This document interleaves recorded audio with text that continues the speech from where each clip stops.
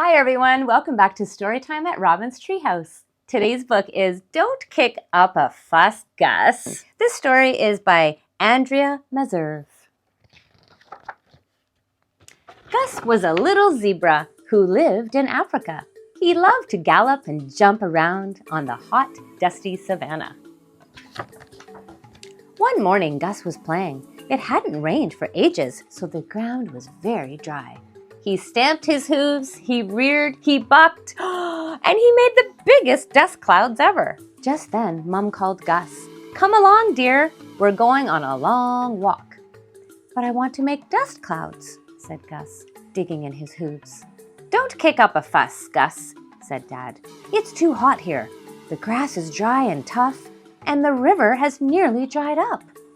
Before Gus could say anything more, his family had trotted off to join the rest of the herd. They walked along a riverbed and through a forest. "Walk nose to tail," Mom told Gus. "No galloping off on your own," said Dad. "Walking is boring," moaned Gus. "I want to go home." Gus's family did their best to make the journey fun. Dad sang "Five Little Zebras" with Gus, and Mom sang "Here We Go Around the Acacia Tree." When Gus got bored of singing, Grandma played "I Spy." "Are we almost there yet?" said Gus. "We're much closer," said Grandpa. "Let's play Count the Mongooses." But then they got stuck in a traffic jam. They waited and waited and waited to cross a bridge. Gus got really fed up. "Don't kick up a fuss, Gus," Dad said. "There's nothing we can do." When they finally reached the other side of the bridge, Gus bolted. He leapt between a giraffe's legs, over an elephant's trunk, and he galloped out of sight. Oh, where is he going? Gus's family was furious when they finally caught up to him. "We're going to finish this walk, even if we have to carry you," said Dad. "Don't kick up a fuss, Gus." But Gus wasn't going to give up just yet. He kicked up the biggest fuss ever. Whoa.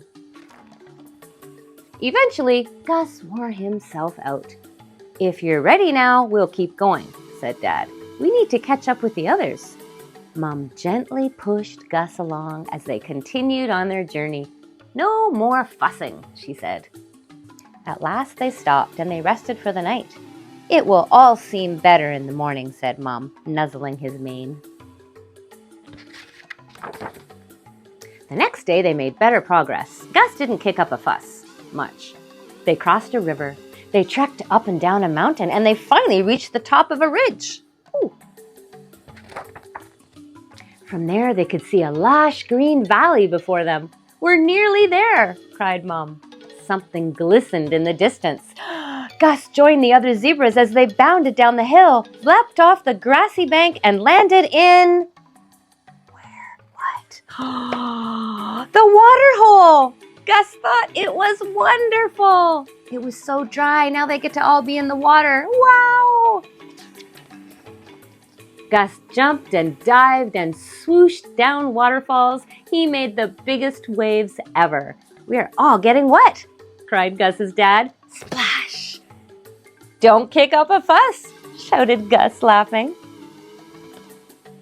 Wow, that's it. They all got to go to the water because it was really, really dry. And all of the animals needed to get some water so they could feel better. That's a nice little book. Very good. And like I always say, what do I always say?